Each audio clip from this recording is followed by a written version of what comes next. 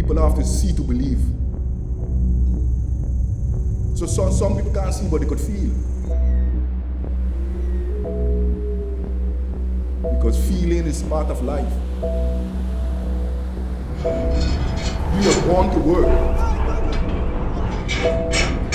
We are born to sing. We gotta keep moving.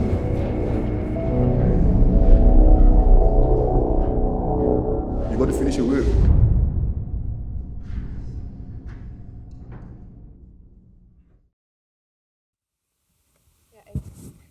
I have to recover from seeing the films now. Maybe I wanted to start by shortly introducing you again. So, because people might not know you yet here in the room. So, you were born in Slovenia and then now live in Rotterdam since 2015, I think. And what I found especially interesting, and maybe we talk about it a bit in a minute, is that you first studied economics in Ljubljana and then photography later.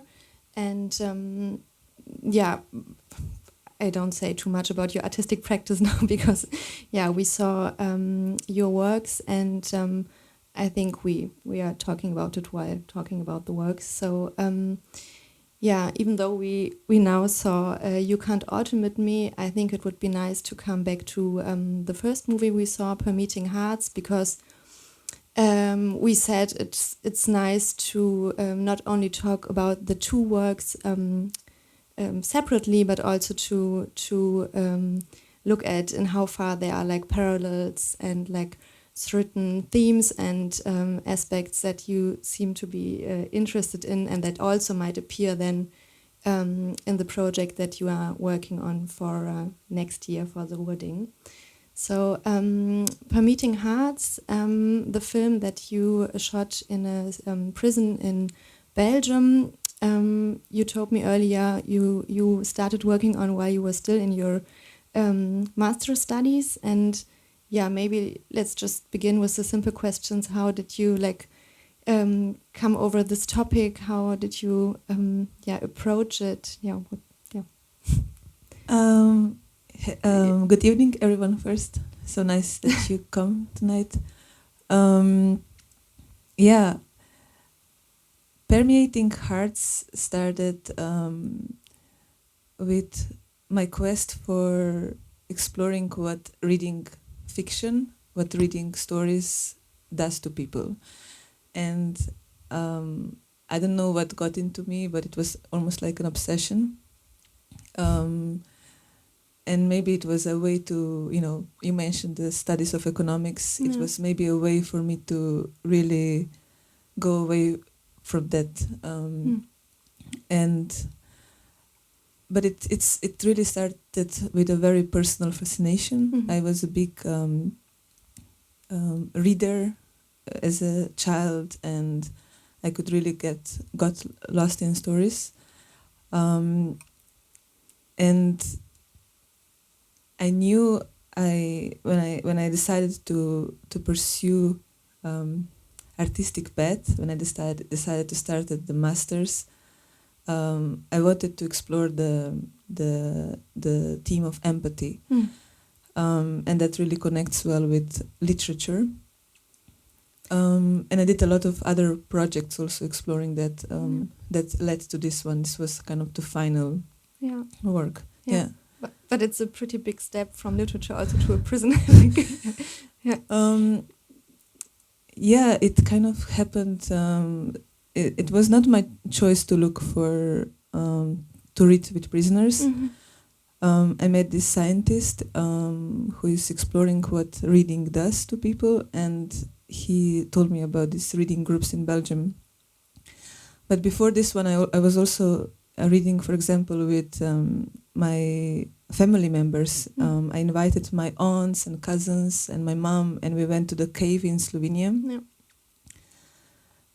And for me, it was really just interesting to explore what does it do if you read together as a sort of dialogical tool to confront different perspectives and to really listen to each other. Like if you have this in-between thing, which is a story, what happens then?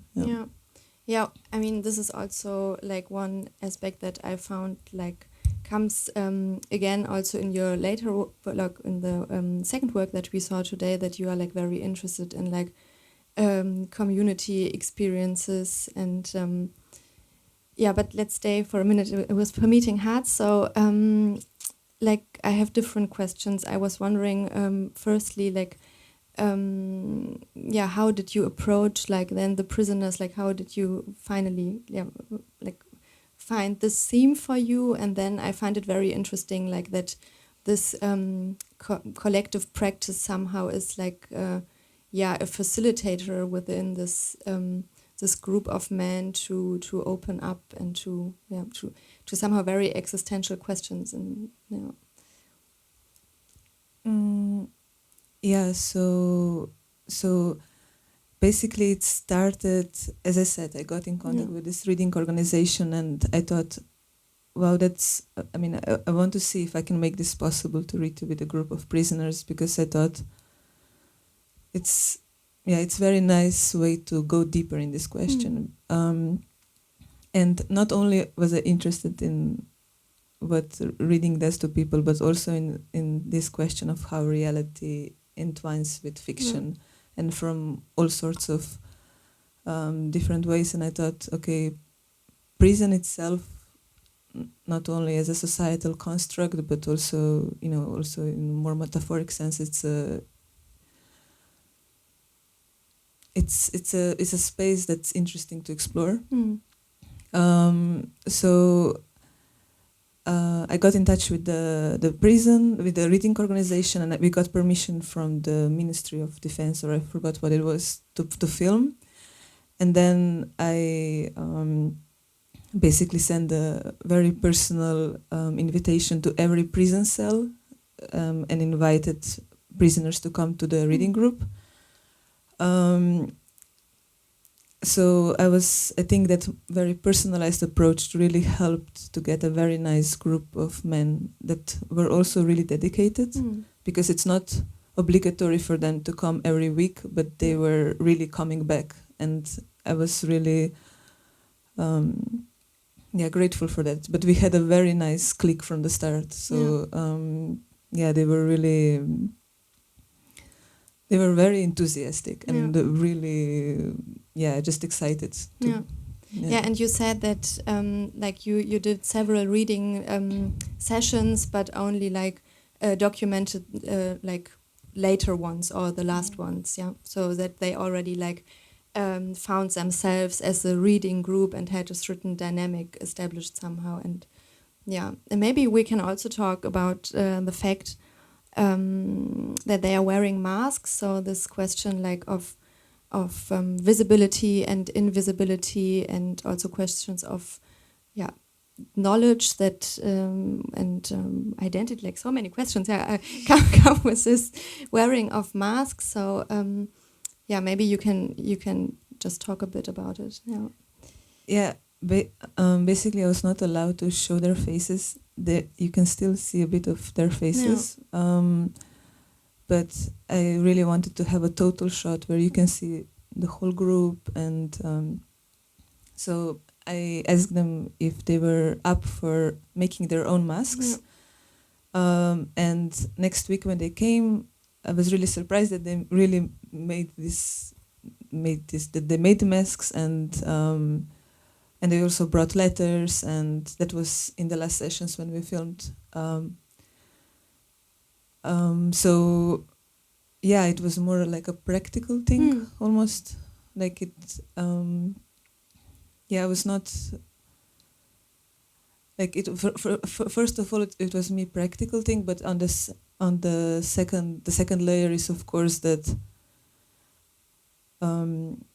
I really want the audience to read along in the film. So I think maybe, with the masking, there is some sort of, you can, as a reader or as a participant, maybe you can even jump from being a character in the story to like with the idea of the mask maybe. But I don't know, maybe people don't see it like this, but Yeah, I also thought that it's like, on the one hand, as you said, they made the masks themselves, so it's also like a way to invent something for you, because you see that they are like very individualized, or like have like certain elements that are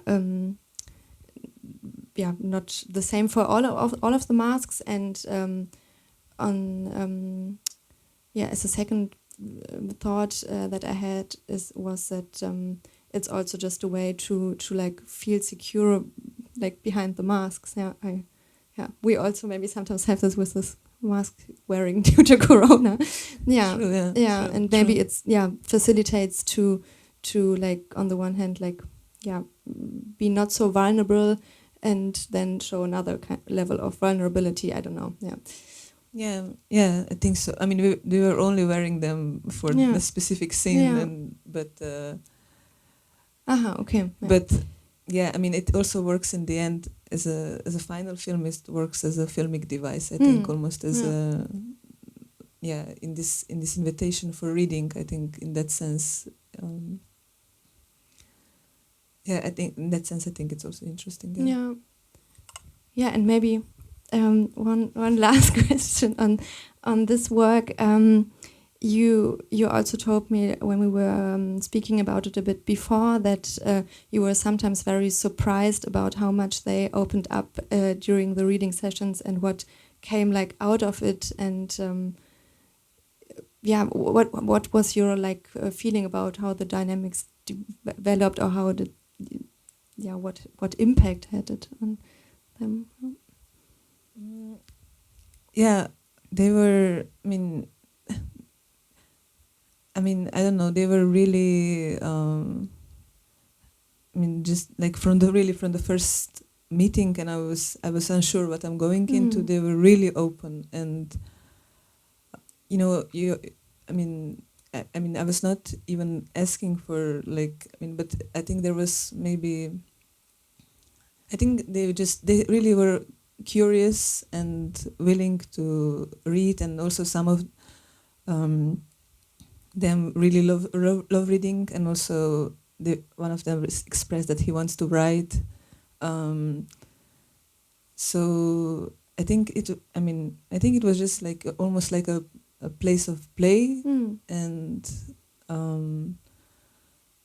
I don't know. I was really grateful that they were so open from the start. Yeah, and the dynamic between them, I think you could see in the film how it was. Yeah, so there were very opposite also views on some topics, and also a bit maybe confronting some things. But I thought, that's how I see reading together, like as a safe way to to express very different perspectives. Yeah. No. If there's a very urgent question on this film, you can ask it now, or we continued with our conversation. I think we continue. In the first work, as we said now, somehow this reading is also like a threatened method for your work, within the filmic work. And I think I found it very intriguing that this is also can be seen in You Can't Automate Me, the second movie that we saw today, that you finished last year, and that also was begun during COVID, I think, because one of the protagonists is talking about what COVID and or the coronavirus and nature kind of impacted us. So he defines it. But I wanted to start with talking about maybe about like the methodological approach, if you can say so, towards this second movie that we saw today. With this second film, the starting point was for me really. So as you said, I come from Rotterdam. I come from Slovenia, Yeah. and I live in Rotterdam for 7 years, and I am really fascinated by the harbor.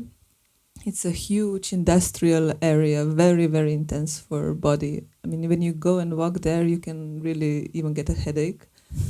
And whereas I come from Slovenia, which is this beautiful natural place, and so for me, this is a really intense contrast that I really almost struggle with. It's almost like painful.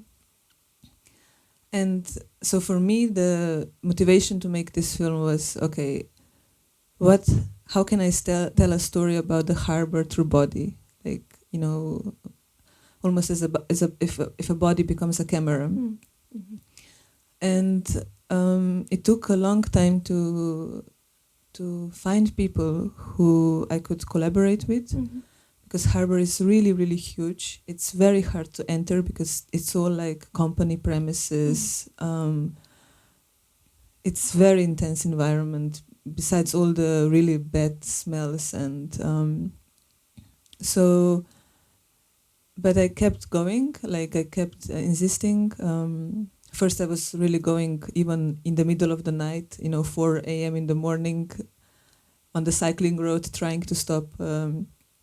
Somebody going on the way to work, because that's the only way you could get to talk to people at the beginning, which turned out successful because the protagonist that you mentioned, he's the cleaner of containers. That he has this monologue in English.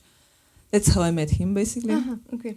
So it was amazing that he ended up in the film also.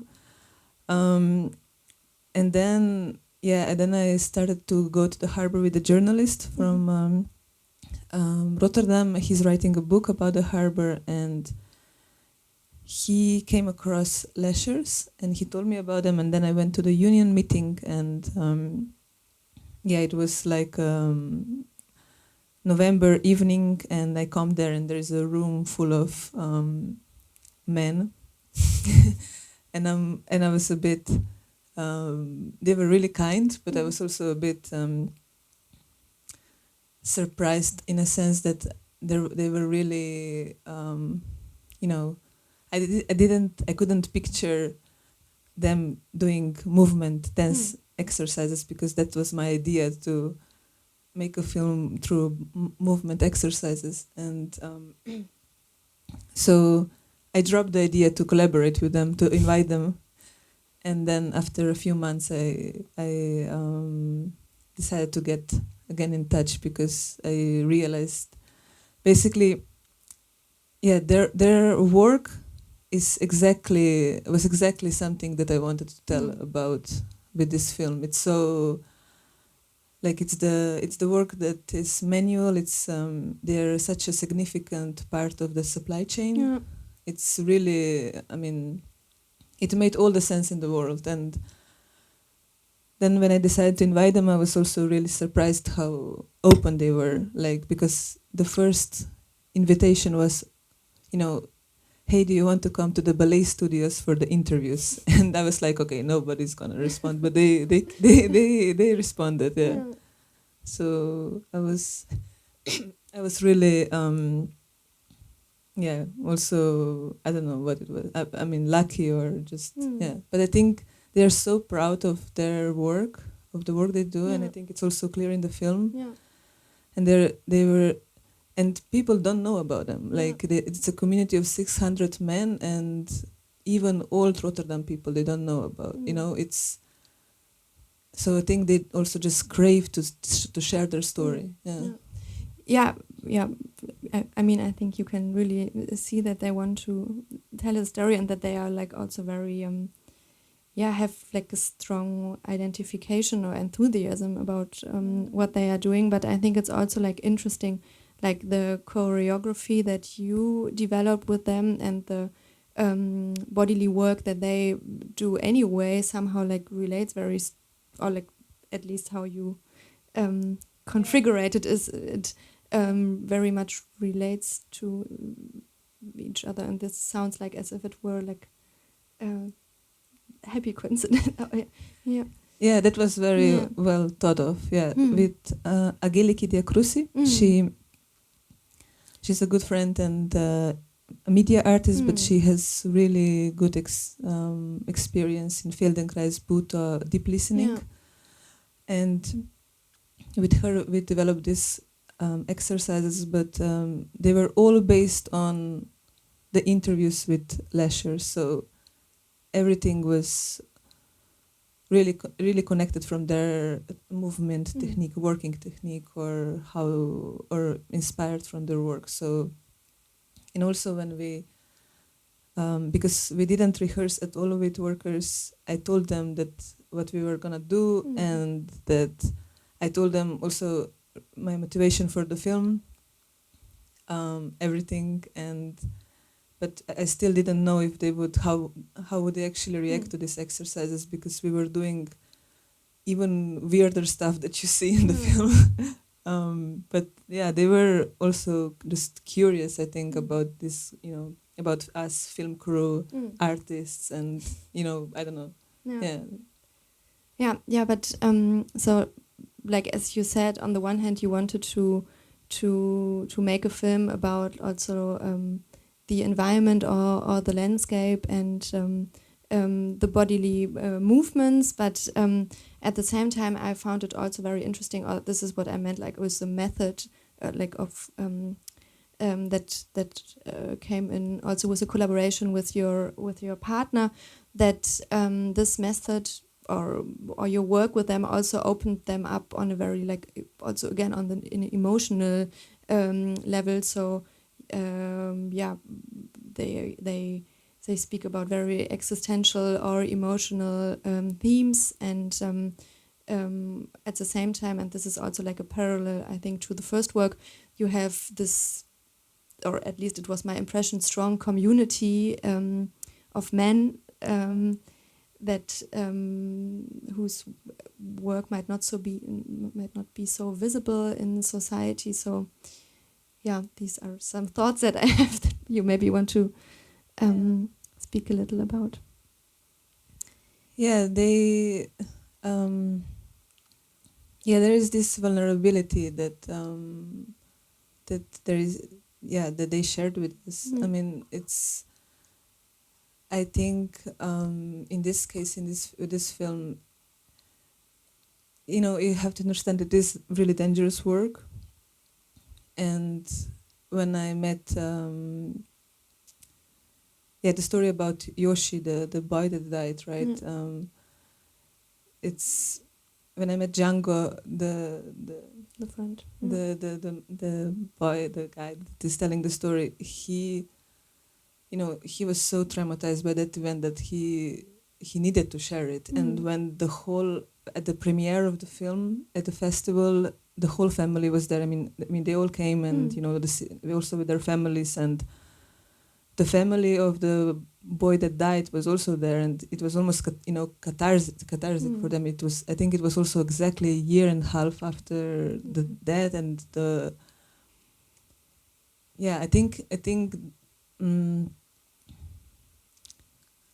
I think this just had needed to be told, this story. So, but also, they are really nice people. Like they are really gentle people, even if they're really, strong and stuff. But you just realize that you shouldn't have stereotypes. Basically, like I had it when I met them at the first time in this room, and I thought, oh, they are not soft too, but it's just prejudice.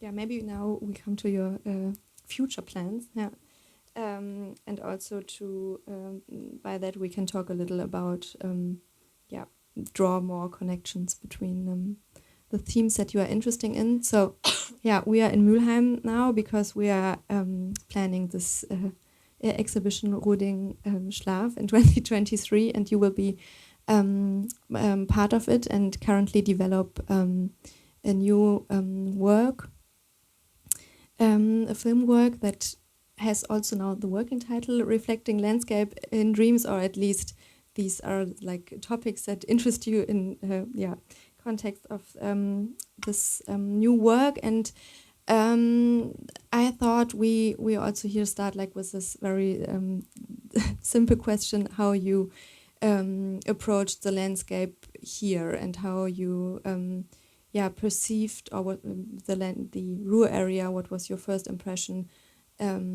Because it's now the point of departure for the work. Yeah, to be honest, after making You Can't Automate Me, I really wanted to run away from the industrial topic.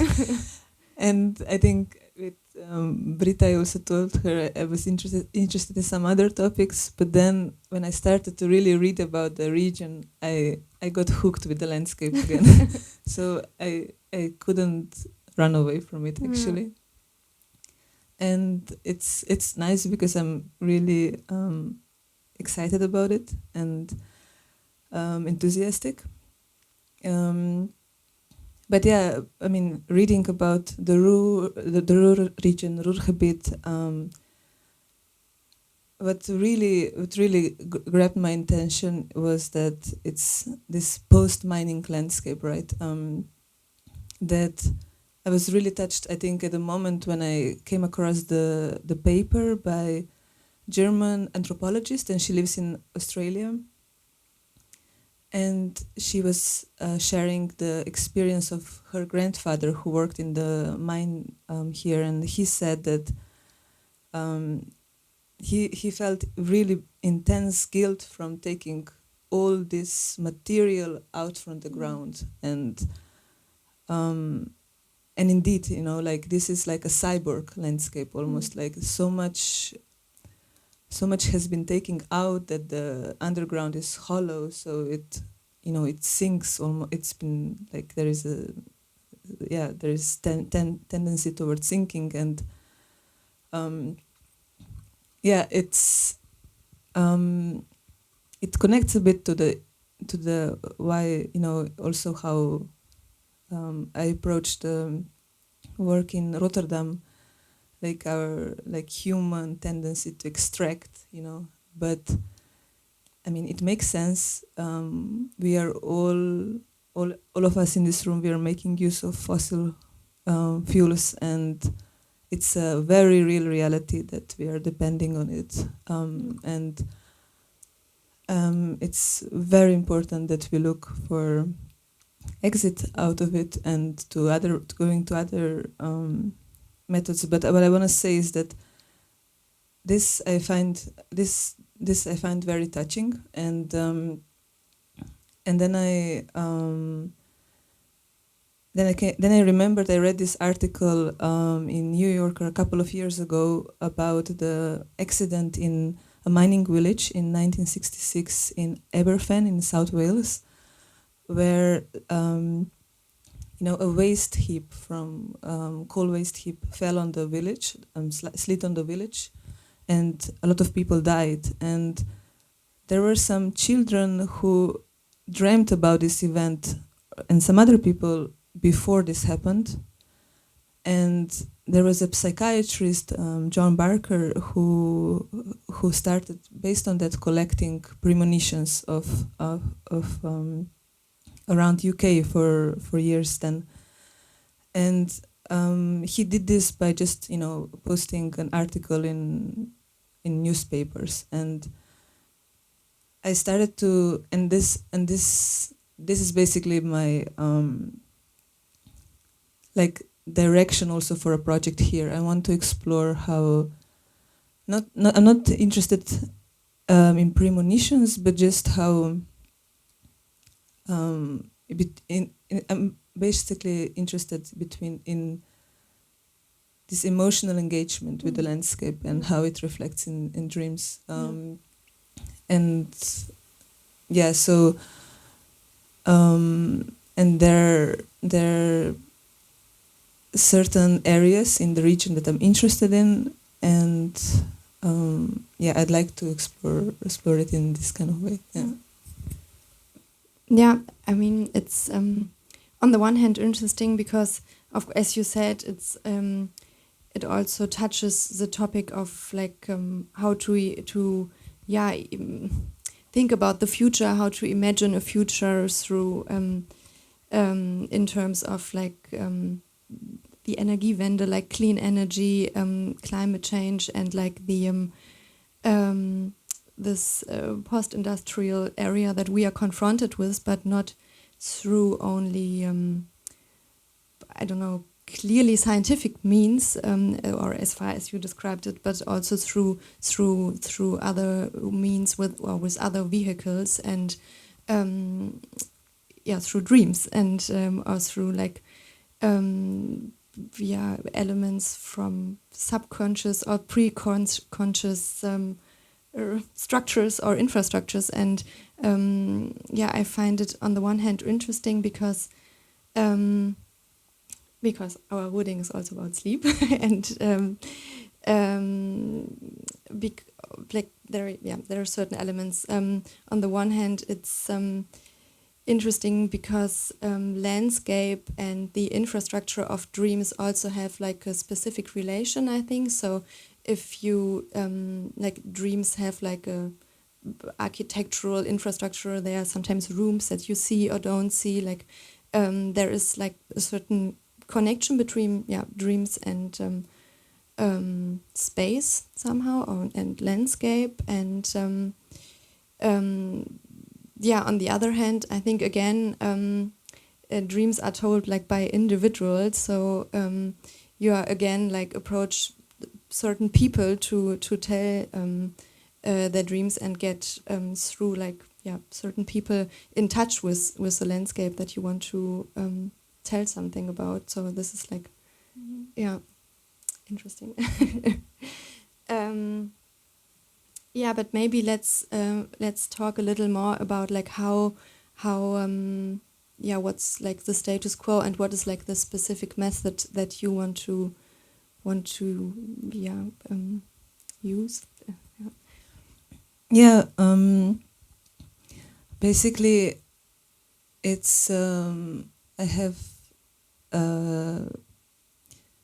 three, like I have some certain steps in head, as you said.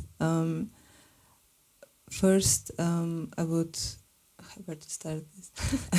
First, I would like to do like similar to this scientist, psychiatrist. I would like to do like an open call, very targeted in the three places that I'm interested in. It's basically three different neighborhoods. And maybe I still feel like I want to respond to what you were saying before. That's why, maybe like I can. One of the places that I'm interested in is Duisburg, Bruckhausen, and there is an active steel plant close by.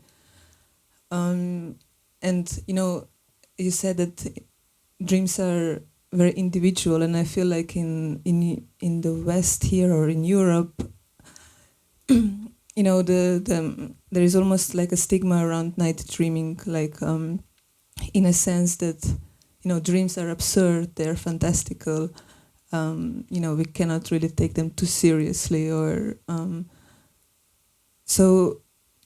but I've been doing some research, and it's becoming more and more clear that dreams are very social also, and there is a very big interpersonal element of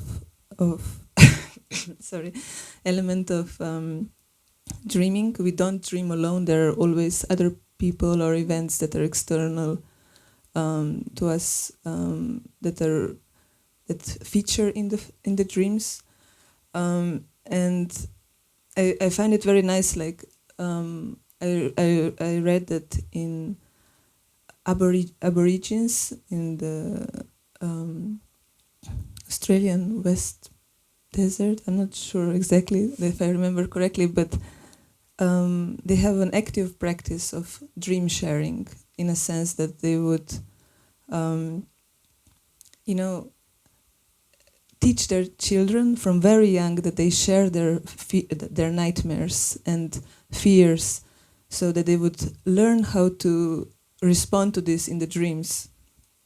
You know, so it's almost like a laboratory, or how it's like there is this theory that like dreaming is like a play. It's like playing. So. And in this sense, I find it fascinating. Okay, with what's going on in the world at the moment, and the narrative of fossil fuels, and connected to this region, it being so rooted here. This thing, it's so embodied. What can it? You know, I feel like this place has a story to tell to other places around the world, and so in connection to Duisburg, there is an active steel plant, and yeah, what's the emotional realm of people considering what's going on in the world right now? What important? I mean, we are really at the moment we are in a historical period of historical change, and that definitely reflects also in the dreaming scape and emotional realm. And I feel similarly to how the reading project was done. Also, dreaming space is a nice excuse to thank you. It's a nice excuse to enter more specific, deeper basically into the conversation. Yeah, you can drink something. Yeah, and I mean, we said like that dreams are very individual. Like an individual has one dream, but at the same time, I think there are, of course, like also common elements, and you can like analyze dreams, and there are like certain metaphors or like elements that that also maybe like people from this region with the specific experiences have in common. And as you said, like if the landscape is somehow engraved in the body, or engraved, I don't know if this is a right English word, but has become part of the body somehow. It maybe also there is like a common ground that is that you can analyze in the dreams, or can see in the dreams. And we talked about it earlier that somehow there is like in the existing works that we saw today that you seem to be interested like in collective experiences and communities. And as far as I understood it now for the new film, it's maybe this collective dream sharing ritual that will be an element, but also like there is this collective perception of the landscape, maybe. I think it's gonna be a bit more fragmented, so like but there is a collective sense again. Definitely. Okay, I think we are talking for a while. Maybe there are also some questions from here.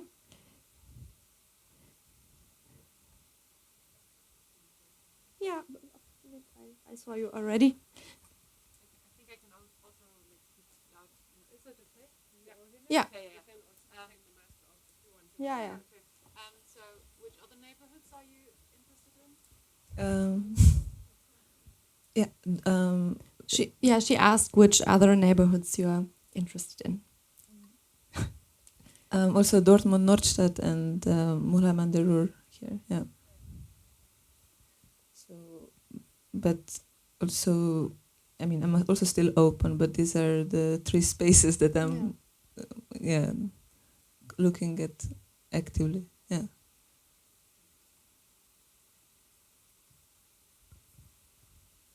Maybe I can just do a comment or something. Because as you might realize, I was really kind of hoping to get Katarina to work with the industrial work, which is here still active. Sorry.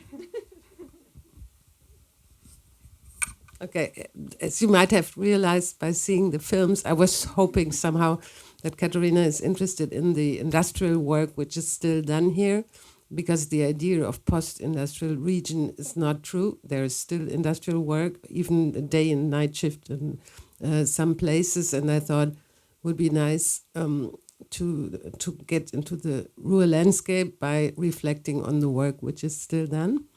But now I'm very curious and very happy that she turned out to look for something else, because I have no idea how this film is going to look in the end, but I'm sure it's going to be great, and maybe it's also much more contemporary somehow. I was so kind of really electrified by the You Can't Automate Me, because I thought this is somehow great, this kind of, this body movement, and also, as you said, this man's world, which is same here. I thought this fits perfect. This is why I was so keen to get you here. And now there's something else upcoming, but this is our chance also, since we make new productions, really to follow the interest of the artist, which is more urgent at that moment. And I'm sure all your own interest in the heavy industrial work and so on will strike back in the dream, so we'll come back somehow around the corner or something. And so I'm super looking forward, and I'm very curious. Yeah, me too.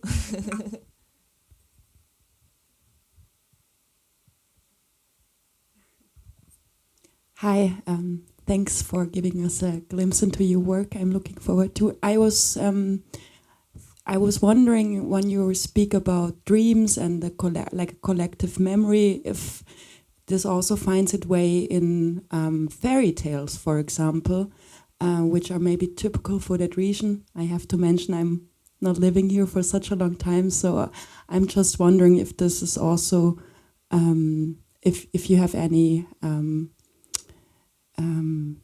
thoughts about that, or if that would be a point of view to look at.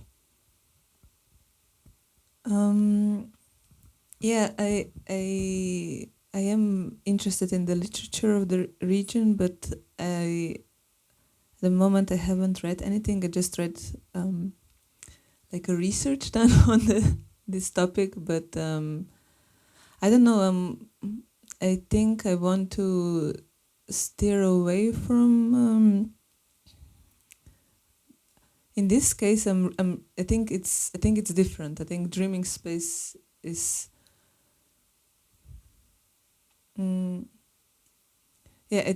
How to say? I think it's more open. Like everyone dreams, and it's more challenging and more interesting, I think, to explore it at the moment. But it's on my mind, like to dive into it and see what's there, definitely, and see how, because it's it's such an important regional knowledge that for sure also addresses this aspect. And I'm very curious what archetypes are there. What is the skeleton underneath, definitely. But I also I think dreaming is also really present activity sometimes, really responding to certain events now. Sometimes it's also puts you to the past, but I am really interested in the present also, and I don't know. Hope this answers your question.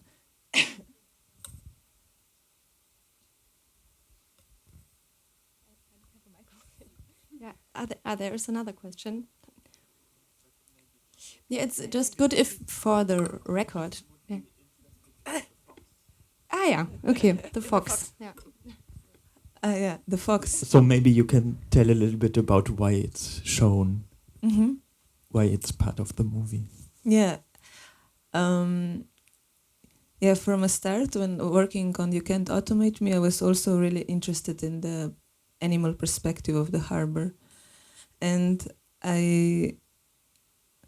because we are so centered on, we are really here centered on a human-centric view of things, and I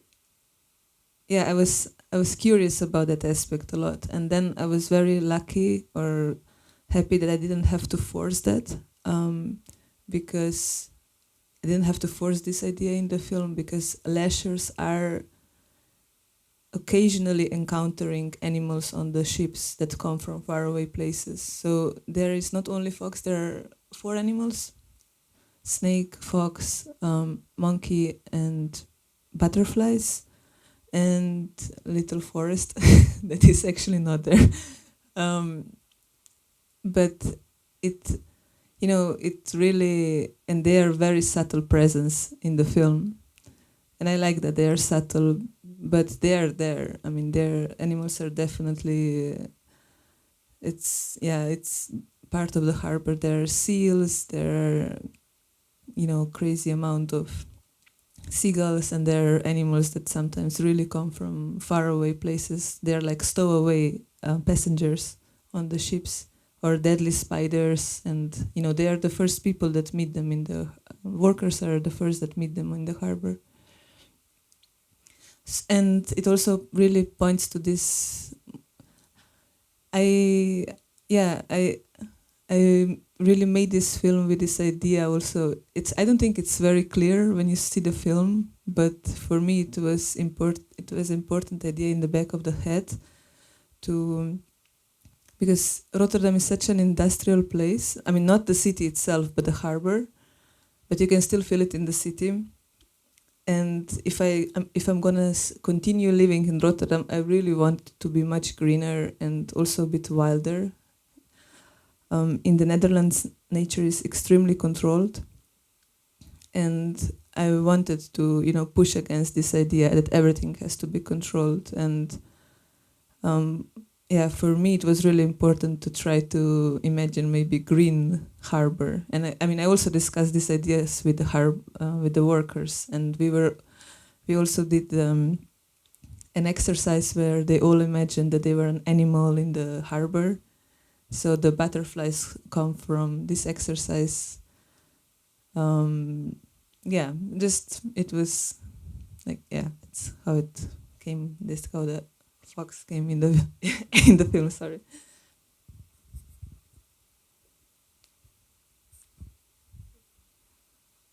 Can I do without mic or?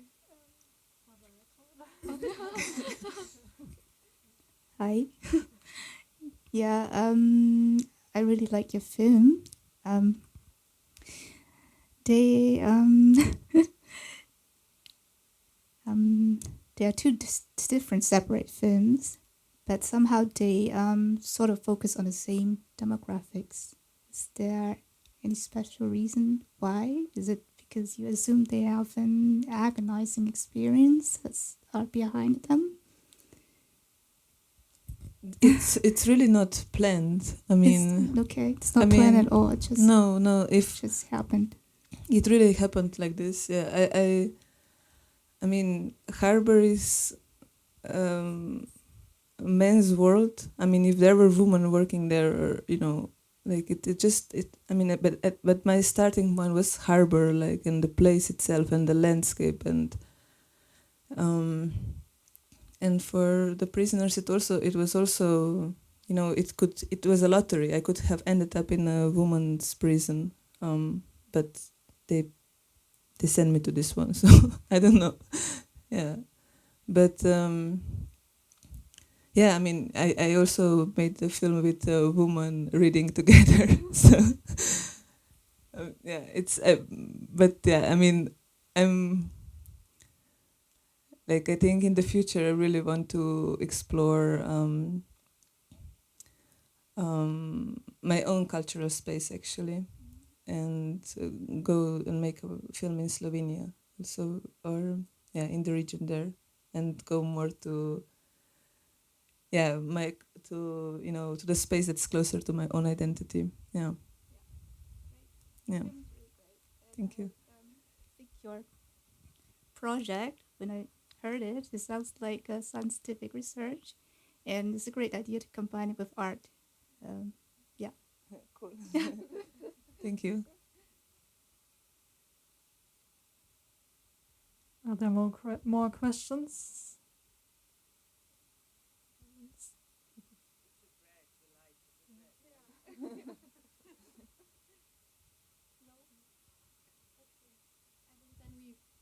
Thank you. Yeah, thanks for coming and for this wonderful conversation. And I think we are very much looking forward to your work and to the next steps. And yeah, have a nice evening. Take care. And there is the next Wandersalon also on the 27th of April. This one will be again part of our cooperation that Britta mentioned earlier with the RUP. Britta Peters is also going to moderate it. It's about industrialized time and takes place in Bochum, in Rottstraße 5 in the Kunsthallen.